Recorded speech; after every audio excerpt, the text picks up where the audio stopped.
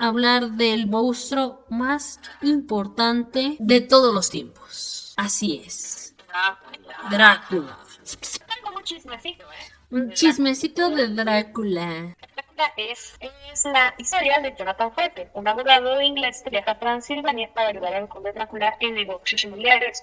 Pero pues pronto descubre que Drácula es un vampiro antiguo poderoso con la intención de trasladarse a Londres para expandir su influencia y cazar humanos. Esa es la sinopsis oficial del libro, debo decir. Sí, porque recordemos. Ha habido diversas reacciones. No, y deja tú recordemos, Drácula no solamente ha tenido diversas variaciones dentro de la literatura, sino que también en el cine ha tenido N cantidad de adaptaciones. Creo que de los 3 monstruos que mencionamos, Drácula es el que más ha tenido adaptaciones, ¿no crees? Sí, es por el hecho que es dominio público. Así es. Bueno, tengo que contarles chismecito de Drácula porque es muy bueno, que cambia lo que puede ver él.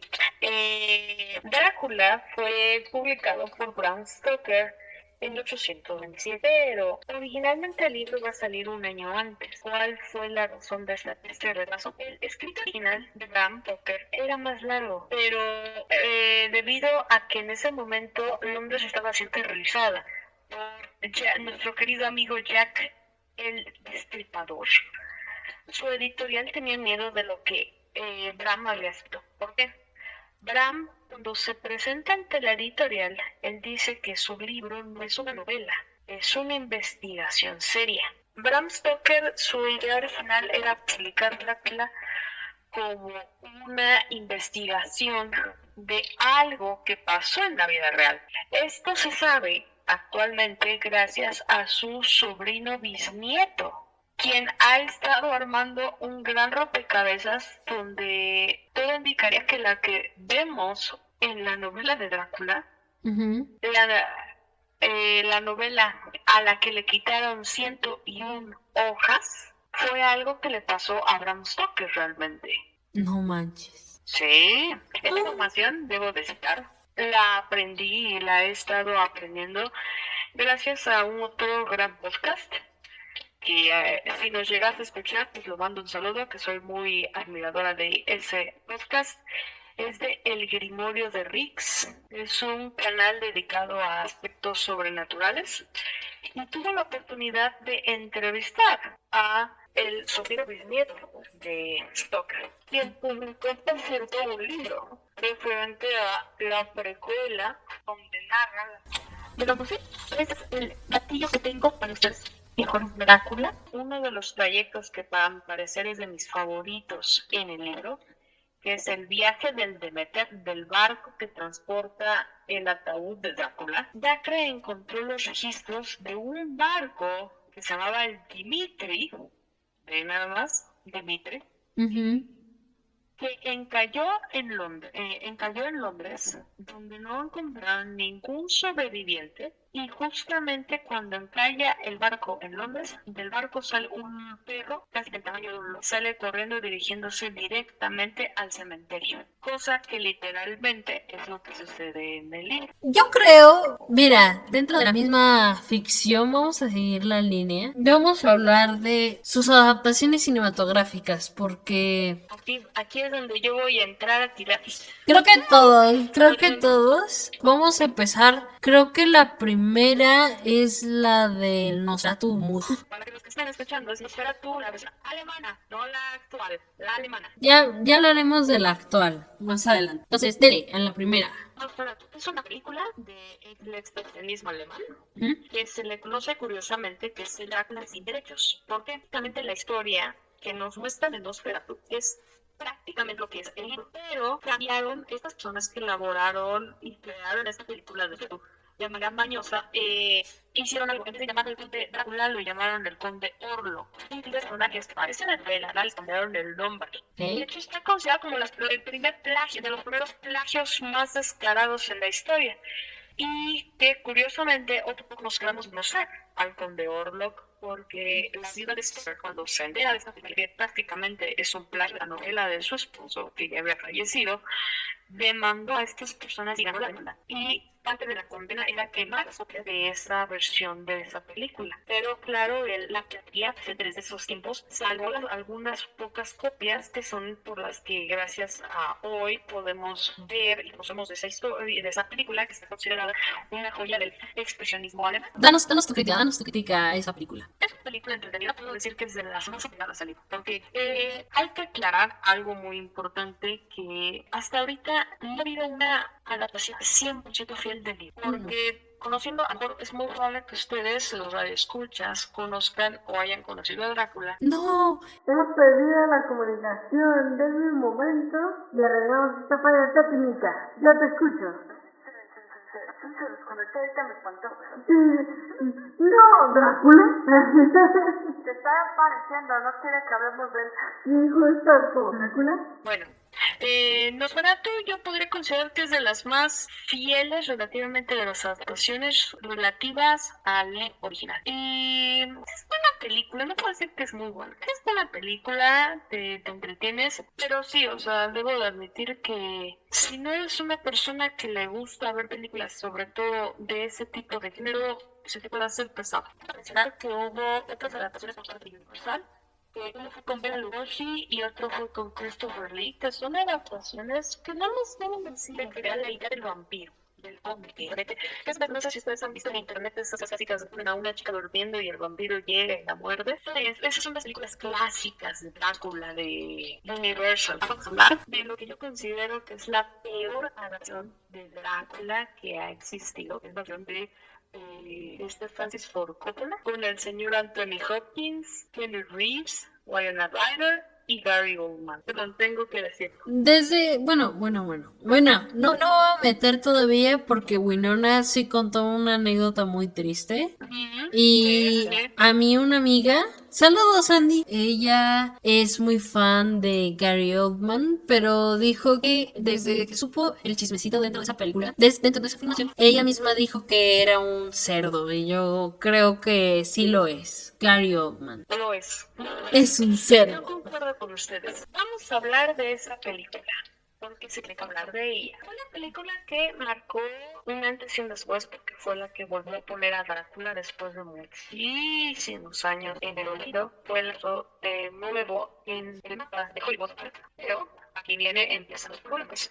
Francis Ford Coppola, al escribir el guión, tuvo la gran idea, cometió el error de atar a lo que es la leyenda del conde Drácula con Vlad Tepes. Vlad Tepes fue el último príncipe de Rumania. Voy a poner aquí la fotito. Era un príncipe de Rumania que era muy conocido por varios aspectos, pero principalmente uno. Su nombre, su apodo, Drácula, en muchas lenguas, Drácula significa hijo del diablo, en otros significa hijo del dragón, pero normalmente Drácula lo ocupaban para representar a alguien que era muy sanguinario. Es una expresión en Rumania. Y en este caso, la otra cosa por la que era conocida Vlad Tepes, porque le gustaba, no voy a decir el término tal cual, pero le gustaba atravesar gente y dejarlas colgadas en estacas en los campos de batalla. Vlad Tepes fue uno de los príncipes más sanguinarios que vieron la historia, pero es considerado un héroe en Rumania, que fue una persona que luchó por Rumania contra los turcos. De los primeros errores que tuvo Ford Coppola fue el atar a Drácula de Bram Stoker con Vlad Tepes. Ese fue el primero. El segundo, crear la relación sentimental entre Mina Harker y Drácula, cosa que nunca lo sucede en el libro. Se los voy advirtiendo a los que quieran leer Drácula, no esperen nada de romance. En la película de Ford Coppola se genera por primera vez una historia donde se supone que Drácula está buscando a su esposa fallecida, que según Dios se la quitó y por eso maldijo a Dios, y Dios lo convirtió en un vampiro. Pero vienen muchas cosas que no hacen sentido en la película si sacamos esa relación de amor. Si se supone que es un príncipe que está afligido porque perdió a su amada y por esa misma razón maldijo a Dios por haber hecho eso, porque tiene 3 esposas, 3 vampiras. De hecho, si analizamos esa película, es una película sobreexplotada en el aspecto sexual. Está extremadamente sexualizada esa película, la razón por la que pegó mucho. Bueno, también no nos adelantemos porque falta Nosferatu 2025 que también tiene mucha sexualización. También hay que decir que eso yo lo voy a decir a opinión personal. Yo he visto muchas jóvenes, me he metido, que se escucha chistoso, a TikTok a ver qué dicen de la película de Drácula de Gary Oldman. Y yo veo que muchas chicas dicen, ay, es que yo me deshago por Gary Oldman en esa película. Oigan, revísense, porque ese Drácula es literalmente tóxico, es stalker. Mina, en diversas escenas de la película, ella le dice a Drácula que se vaya, que la deje en paz, y él la sigue, y la sigue, y la sigue. La manipula para que según lo ame. O sea que yo siento que si una persona 100% fuera no lo haría. No, y deja todo eso. Eso fue lo que vimos dentro de la pantalla. Lo que hizo fuera de la pantalla Gary Oldman. En ese entonces Winona todavía era menor de edad, si no me equivoco. En ese entonces, no me acuerdo, hay una escena dentro de la película donde... Es que trato de buscar la palabra para que no nos baneen otra vez. Pero tiene que meterse a algo. Y Gary Oldman, o el director, o los dos, le dijeron que se metiera una calabaza. Ah, sí, ya sé qué escena hablas. Ya sé Ajá. qué escena hablas. Esa escena fue real. Y también la actriz vivió una situación de violencia de parte de los demás. Es parte del director mismo de la película, en el que se le ignoraba. De hecho, que de eso, quienes fueron los que hicieron la violencia hacia Winona fue Gary Oldman y el director. Los que Keanu Reeves y Anthony Hopkins eran los que estaban buscando literalmente defender a Winona Ryder. Justamente. Entonces, no solamente había sexualización y violencia dentro de la pantalla, sino que también esta violencia saltó la pantalla y se volvió una cuestión de acoso y hostigamiento hacia Winona Ryder. Igual, algo que cabe mencionar en esta película, que yo siempre la he criticado, es, no sé si recuerdan una escena de la película donde sale como Drácula en una de sus apariencias más feas, que es como una criatura que tiene alas, es como un vampiro humanoide. Se supone que esa es así es como realmente Drácula es. No es el hombre galán de guapo, ay, que seduce a Mina, porque es lo que hace prácticamente, seduce a Mina. Porque realmente si fuese amor no lo haría. Y ahora, nos falta una. Bueno, son varias, porque ha habido varias adaptaciones de Drácula después de esa. Yo iba a decir Hotel Transilvania, pero dije, es una comedia para niños. Y la que hablamos en su momento, el episodio pasado, Sombras Tenebrosas. También hay varias, porque tenemos la versión que sacaron, que Universal quería hacer su universo de monstruos y nunca se decidieron. Sí. Que fue con Luke Evans. Ay, sí. Creí que eso era el efecto Mandela. No, sí existe esa versión de esa película. Sí, ya me acordé. Yo te juro que creí que era un efecto Mandela. Dije, No, sí existe esa película. Puedo decir que yo soy de las personas que estoy en contra que exista romantización de Drácula con Mina, aunque hay excepciones. Hay Ajá. películas donde tratan también la relación, en este caso de Drácula con Mina, que funciona y te pica. Si son parejas que dices, ay, es que qué padre, ay, no. Una historia en esa de Drácula, la historia jamás contada, que es la de Evans. La historia que ponen de Drácula no es mala historia de Drácula. Ponen el hecho de que la idea original, que ahí según el origen que le querían dar a Drácula de por qué se convierte en un vampiro era para proteger a su esposa y a su hijo, no es una idea tan loca. Que de hecho si lo analizas en la novela nunca nos cuentan cómo es que Drácula es un vampiro, nada más nos dicen que es un vampiro que existe. Después de esa adaptación han habido otras. Esta, que es de las más fieles, yo podría decir, que es la de Mar y Sangre, que le pusieron en inglés El último viaje del Demeter, que es justamente la historia que abarca ese capítulo, que es el viaje del ataúd de Drácula de Rumania a lo que es a Londres. Tenemos esa, tenemos Renfield, que es la de Nicolas Cage, que es más como una parodia, y luego viene Nosferatu. Nosferatu 2025. Y acá quiero leer, antes que nada, a nuestros podcasters y a ti, porque tú no sabías de esto tampoco. A ver. Yo nunca he visto Nosferatu, no me he visto las películas de Drácula, no me llaman la atención. Me sé la historia de Drácula, conozco la historia de Drácula, pero porque Dios es grande. Sin embargo, mi novio dice Nosferatu 2025 y me la resumió porque de hecho él la fue a ver al cine con un roomie y los dos salieron tristes porque la describe de la siguiente manera: Nosferatu 2025 está demasiado sexualizada a comparación de la original y tiene un final demasiado incómodo y doloroso. Esto se refiere a que dentro de la misma película sí se genera un romance, pero no es un romance, sino lo mismo que hablamos hace rato, una situación de acoso en la que el mismo Nosferatu trata de, bueno, para empezar, la morrita, bueno, el personaje principal, no me acuerdo cómo se llama, hace una especie de invocación y aparece Nosferatu, hasta donde yo recuerdo. Hacen un pacto entre ellos dos y entonces hacen un pacto ellos dos de que a él le va a pertenecer, vamos a decirlo así, su cuerpo y no sé qué tanta cosa. Y que en algún momento ellos dos van a terminar juntos. Vamos a ponerlo así, a grandes rasgos. La chica que se y está comprometida con alguien más. Pero entonces Nosferatu recuerda esta promesa que le hizo cuando la chica era joven. Entonces comienza a acosarla, a perseguirla y a amenazarla y a amedrentarla para que cumpla con esta promesa. Dentro de este mismo hay un personaje que se trata, bueno, que trata de investigar los crímenes que ha realizado este vampiro, que es William Dafoe, si no me equivoco, y otro personaje, porque son dos. Investigan un poco y no descubren realmente nada. En el momento en el que la chica decide que ya la deje de molestar y decide entregarse a Nosferatu, porque sí, ellos literalmente fungen como,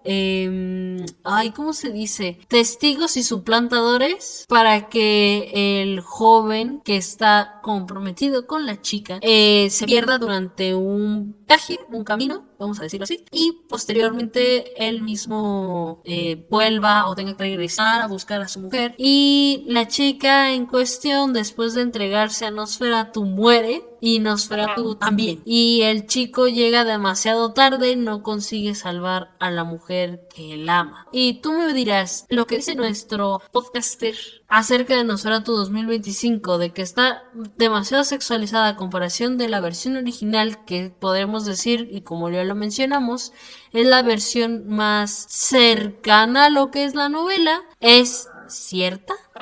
Sí. Y tiene un final demasiado incómodo y doloroso para el espectador en el cine.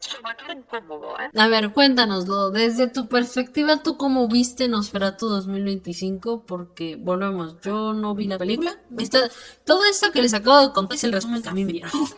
Nosferatu del año pasado es una película donde sí buscan representar lo que es como una joven desesperada en esa época, desea ser amada, pero según no encuentra quién pueda amarla y de manera inconsciente ella hace un trato con una entidad que no debía de hacerlo. El gran resumen tiene toda la razón. Los que se supone que equivalen, se supone que el personaje de William Dafoe sería el equivalente a Van Helsing. Y nunca aprende nada, nunca se sabe nada por qué o qué es o por qué, la razón que en específico con ella o nunca. El aspecto sexualizado está a la potencia, a la mil potencia, pero ahí hay una explicación. Ya que el director, porque ves que se dijo esa película, esta versión de Nosotros, él quería demostrar esa represión sexual que había en esa época y sobre todo en una mujer. Aún así la película es extremadamente sexualizada y el final tiene un final, sí es deprimente, es triste, pero es muy incómodo, muy incómodo. Realmente el momento incómodo es cuando se entrega al monstruo y no mostraron censura, o sea, se ve literalmente. Creo que ya con eso yo estoy dando un detalle. O sea, es extremadamente incómodo. Sí, porque tú ves cómo ella hace su vestido, que ay, es que no hay manera de detenerlo, solamente es eso. Y sí, al final es triste porque su esposo llega tratando de hacer evitar que ella haga eso, pero como ya el vampiro prácticamente ya la mordió, ella pues, prácticamente es una criatura así, y el sol entra, se destruye el vampiro y ella muere. Eso es lo triste, es lo deprimente, porque dices, al final, de hecho, creo que, si no me falla la memoria, creo que no se cansa de despedir de ella. Ay, Dios, no sé, a mí bueno, no me llaman la atención las películas de vampiros. Nosferatu sí vi que fue todo un fenómeno, pero cuando me dijeron esta parte del final y que todos, ahora sí que tanto el Rumi como Omar salieron tristes, sí dije, bueno, ¿por? Y mira, lo que es la diferencia, ¿no? Hace unos meses se estrenó una nueva versión de Drácula. La versión no tiene el capital norteamericano, es capital francés. Es dirigida por un director que ha sido muy controversial, Luc Besson, pero cuando yo puedo decir que yo ya tuve la oportunidad de verla, y créeme que es una película, muchos consideran y dicen que según es la copia barata de la versión del 92.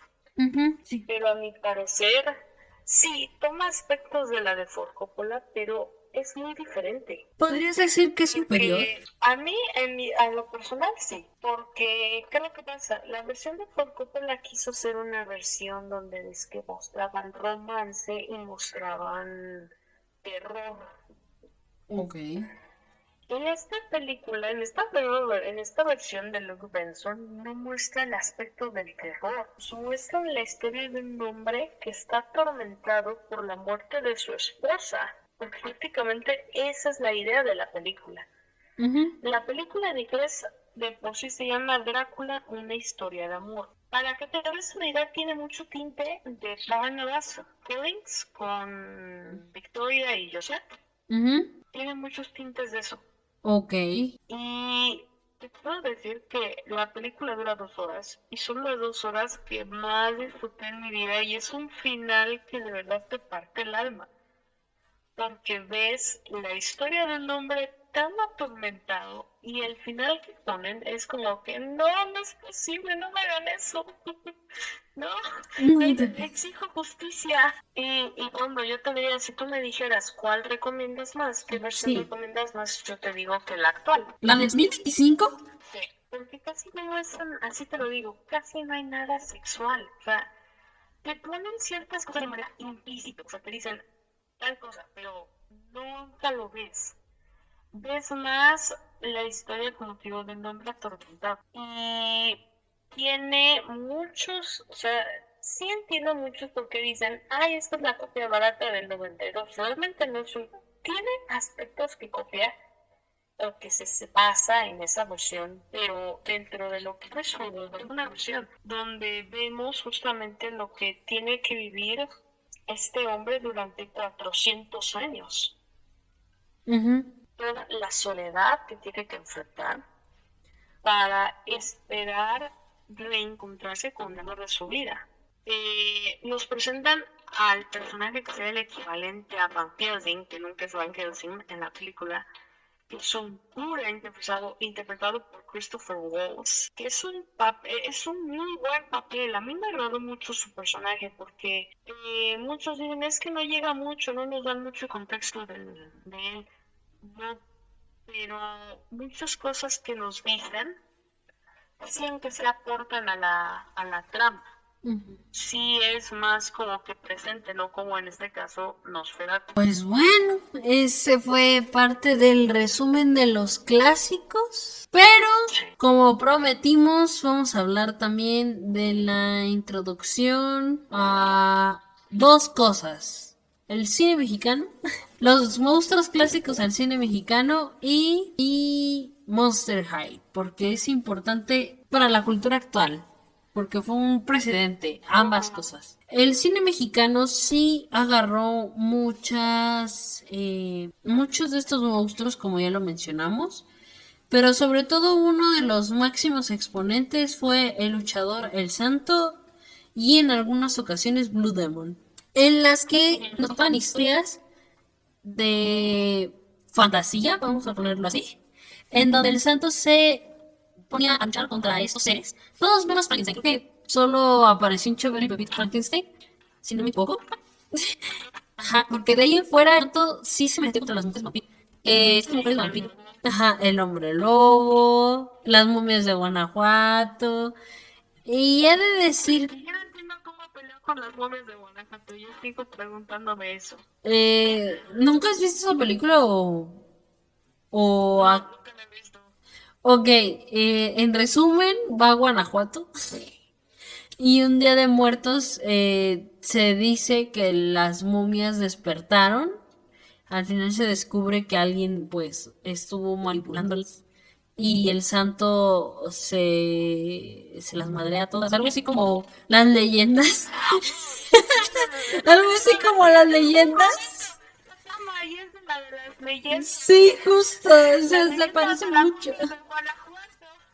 Tal cual. Y mucha gente dice, es que las leyendas es malísima a partir de las leyendas de la leyenda de las momias de Guanajuato. O sea, sí, es mala. A partir de como que eh, como que la saga decayó y se levantó en el charro negro. Pero, Ay, no me digas que no te gusta la de no, sí. cabras. No, la de chupacabras no me gusta. Te juro que no me gusta. No me gusta, pero te digo por qué. Siento que como que nos entretuvimos mucho con el hecho de es que somos independentistas y que no sé qué, o sea, como que se desvió tanto que ya para llegar al charro negro dije, ah, ok. O sea, volvemos, se me hizo una película de relleno, o sea, sentí feo porque dije, pues ahora sí que dan a entender que el chupacabras lo que quería era defender a sus hijos, a sus crías. Pero, ajá, o a su familia. Pero de ahí en fuera yo dije, pues ni tanto. No, entonces el único malvado era el pelón que se parece a Salinas. Aquí voy a dejar la fotito también para que vean que sí se parece. Lo cual, el santo sí se pelea así con las momias de Guanajuato. En ese caso, el santo, he de decir que yo cuando yo la vi cuando teníamos que 8, más o menos. Yo creí que las mujeres vampiro eran prostitutas. Obviamente los efectos especiales, vamos a recordar que al ser cine de oro, los efectos visuales son un poco feitos. Porque hay una escena donde aparece un murciélago volando. Y literalmente se ve que es falso. O sea, sí lo ves y dices, no manches. Ajá, tal cual, así se ve. Se ve como si de veras, ¿eh? Y se ve que lo están manipulando desde arriba, así como de vuela. Como esos juguetes para niños en Día de Muertos, tal cual. Cuando hacen el sacrificio y toda la cosa, es que estaban bien oscuras esas películas. O sea, de que de repente se veían a la luz de la noche y armaban un sacrificio con fuego y había hombres y de repente, destazaban a alguien y aparecía un Drácula en la pared así reflejado, una sombra. O sea, son historias muy, muy chidas. O sea, realmente el santo sí se las curraba mucho. Y sí había muchas técnicas de lucha libre y había muchas referencias. Y sí había este tipo de cosas que sí demuestran que son películas muy mexicanotas. Vamos a mencionar que Chabelo y Pepito es una trilogía. Chabelo y Pepito, la lámpara maravillosa, Chabelo y Pepito contra los monstruos y Chabelo y Pepito detectives. La de detectives es mi favorita, pero en Chabelo y Pepito contra los monstruos aparecen todos los monstruos de los que ya hablamos y Chabelo y Pepito tienen que vencerlos. Ya les dije atrás la sinopsis. Pues en México ya no se volvieron a producir este tipo de películas, creo, más que en las leyendas. Y en las leyendas no se retomaron ni las mujeres vampiro, ni se retomaron más que a las momias de Guanajuato. De ahí en fuera no se volvieron a retomar a los monstruos clásicos. Tenemos que la fábrica de Mattel retomó estos clásicos para convertirlos en juguetes, merchandising y una serie para niñas y jóvenes en el año del 2010. Y nos referimos a Monster High. Una de las marcas de Mattel que vendió exagerado. Nunca pensaron en gran golpe que iba a ser esa saga. En su momento vendió más que Barbie y se hicieron más populares que Barbie y Polly Pocket. O sea, tomando en cuenta que Barbie existe desde 1960 y Polly Pocket existe desde 1990. Monster High trataba de retomar las historias originales que les acabamos de contar, excepto la del fantasma de Canterville, porque se llegó una temporada después, que es Spectra, y retomó a los clásicos tratando de darles una vida estereotípica femenina dentro de un colegio, high school, vamos a ponerlo así, una preparatoria, en el que vivían diferentes aventuras. Cada una de estas tenía una personalidad muy diferente a la que hemos comentado en los clásicos de los libros. El ejemplo más claro y evidente es Draculaura. Podríamos decir que es todo lo contrario a Drácula de los libros, ¿no? Sí, se supone la descripción que ellos dan ahí en las muñecas, todas son hijas o los hijos de los monstruos. Entonces, con eso pueden justificar el hecho que sean distintos a los padres. Sin embargo, hay que decir que el lore que está en la serie de Monster High es muy profundo también y medio tétrico, ¿eh? Y bueno, vamos a hablar un poquito de esta cuestión tétrica, ¿te parece? O sea, algo así como un resumen de qué tan tétrico puede ser, que más allá de...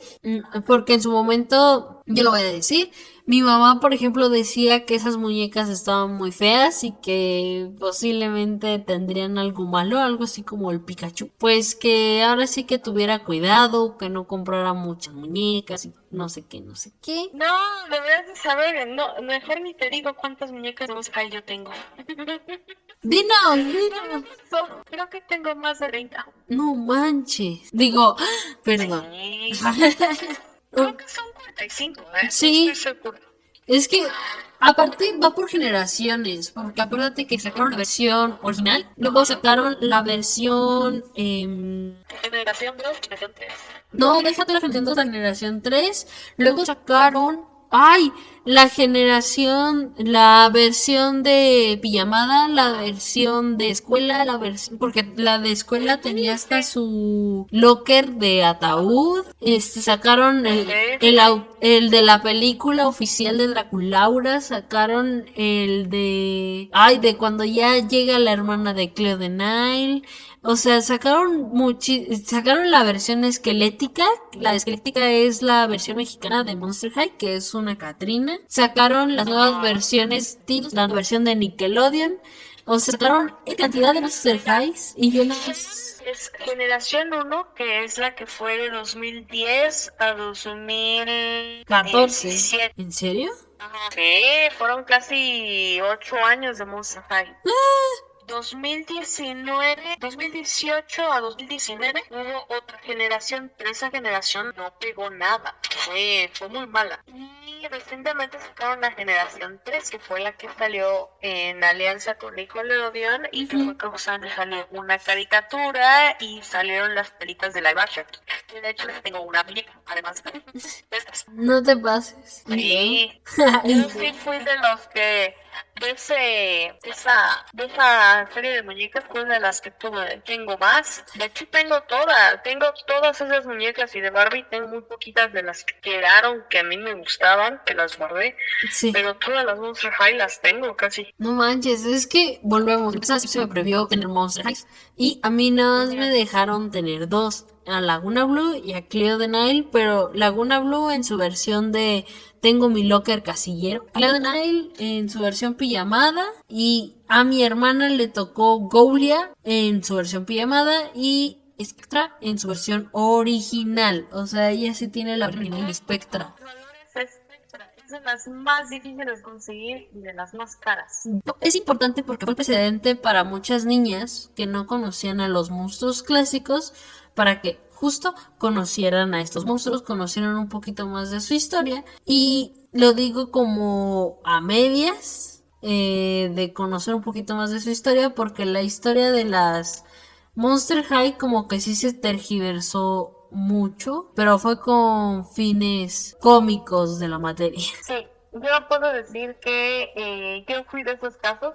Yo realmente las historias de los monstruos yo los conocí gracias a las muñecas, porque empezaron a salir, fueron muy populares y pues me llamaron la atención. Y fue cuando yo le empecé a preguntar a mi papá, oye, ¿y este quién es? Y mi papá, no, ese es Drácula. Y él me iba explicando, no, ese es el Hombre Lobo, Frank, Momia, ese es otro. Y ahí fue donde mi gusto y mi interés por estas criaturas, críptidos, comenzó. Y hay que decirlo, sí, la marca se ha transversado mucho y ha generado mucha polémica y ha habido muchas cosas que han cambiado y ha habido ciertas situaciones que uno dice, pero ¿cómo tiene? Pues, se lo puedo decir que hay un gran iceberg de esas muñecas, porque hay desde aspectos como la calidad de la muñeca, las historias, o incluso ha habido cosas que han sido muy forzadas en la marca. Entonces así como que de ser una marca tan poderosa que dominó el mercado durante años, hay que decirlo, donde literalmente quedó en el olvido, actualmente es una empresa que la verdad es muy mala vida. De hecho creo que también en parte tiene que ver con lo que pasó con Ever After High. Es la línea hermana, vamos a ponerlo así, de Monster High, porque de hecho compartían universo. Como sí, que... va a haber una película. Ajá, compartían un universo. Mattel descontinuó Ever After High por una demanda de Disney y al mismo tiempo descuidaron la marca de Monster High. Entonces dejaron de producir películas porque volvemos, no me acuerdo cuántas películas son, pero son más de 10. Pero se descuidó tanto la marca de Monster High que ya llegó un punto en el que los monstruos dejaron de llamar la atención y como que ya hasta perdieron el lore mismo de cada uno de los personajes. Por ejemplo, Frankenstein, ay, ¿cómo se llamaba esta morra? Frankie.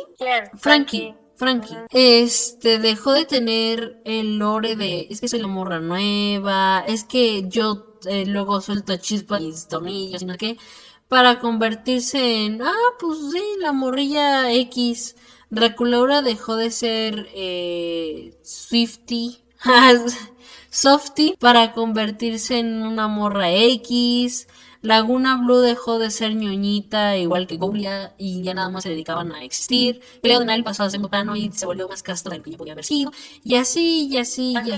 Entonces, llegaron a descuidar tanto la marca que las niñas dejaron de interesarse por los monstruos y dejaron de interesarse por lo que eran los clásicos. Y de cierta manera, esto es importante de mencionar, yo lo quise mencionar más que nada, por el hecho de que muchas niñas, igual que Yolanda, igual que yo, conocimos a los monstruos clásicos justo por Monster High. Al menos lo que es Frankenstein, Drácula y el Hombre Lobo los conocimos gracias a Monster High. Pero ya viendo esta situación de que, bueno, es que ya no existe como tal este lado de seguir produciendo muñecas, seguir produciendo historias para estas muñecas, pues obviamente iba a quedar como algo en el olvido, justo como lo es ahorita, porque vamos a ver, la película de Nickelodeon no tuvo la misma audiencia como lo pudo haber tenido la de Drácula cuando cumple 16 años. Que es de las primeras películas. Sí. Están apostando por un mercado más grande. Decidió Universal para trabajar con los derechos que ahora sí van a hacer, porque la generación 2 y 3 de Monster High perdieron la unión con Universal por cosas de regalías, curiosamente.